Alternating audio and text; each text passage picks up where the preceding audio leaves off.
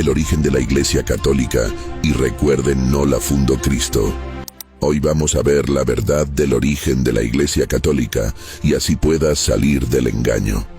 La Iglesia Católica Romana sostiene que su origen se encuentra en la muerte, resurrección y ascensión de Jesucristo aproximadamente en el año 30 de nuestra era.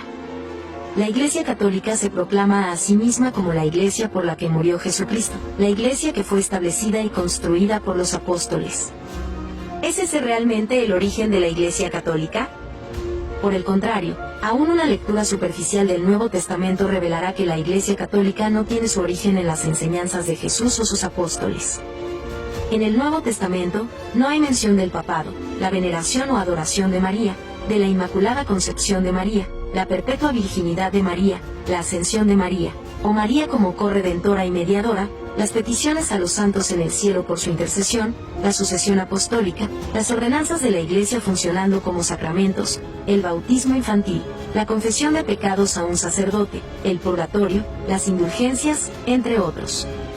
Así que si el origen de la Iglesia Católica no se encuentra en las enseñanzas de Jesús y sus apóstoles como están registradas en el Nuevo Testamento, ¿cuál es el verdadero origen de la Iglesia Católica?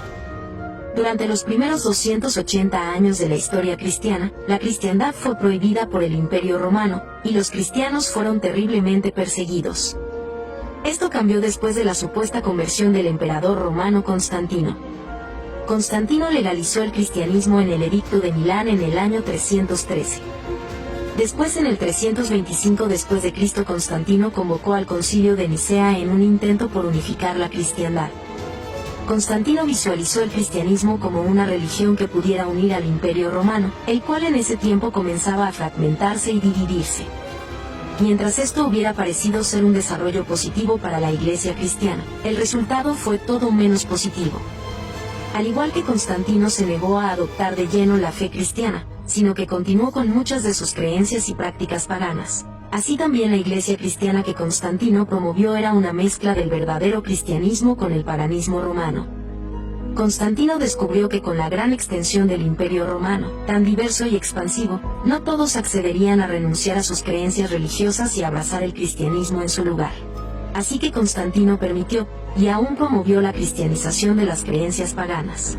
Y así, creencias completamente paganas y totalmente antibíblicas le dieron nuevas identidades al cristianismo. Algunos claros ejemplos de ellos son los siguientes. La mayoría de las creencias y prácticas católicas romanas acerca de María están completamente ausentes de la Biblia.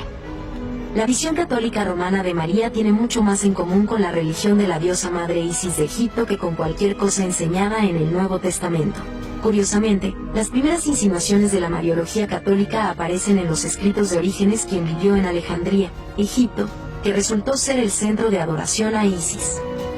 La cena del Señor como una consumición del cuerpo y sangre literales de Jesús no se enseña en la Biblia. La idea de que el pan y el vino se transforman milagrosamente en el cuerpo y la sangre literales de Jesús no es bíblica.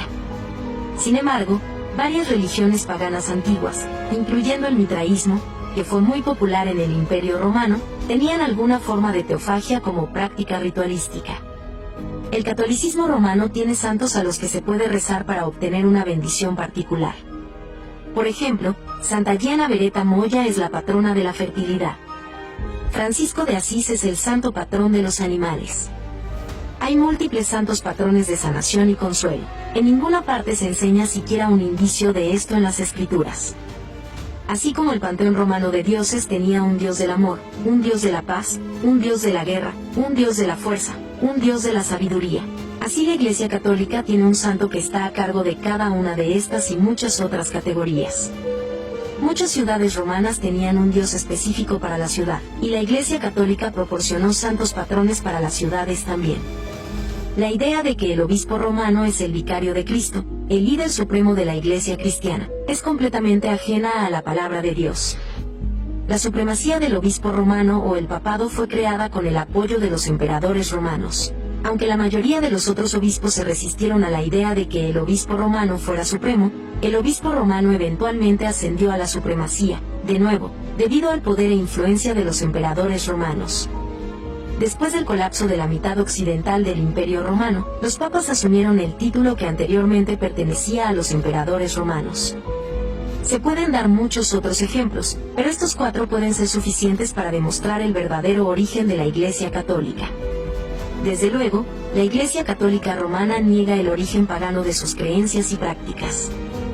La Iglesia Católica disfraza sus creencias paganas bajo capas de complicada teología. La Iglesia Católica excusa y niega su origen pagano tras la máscara de la tradición eclesiástica.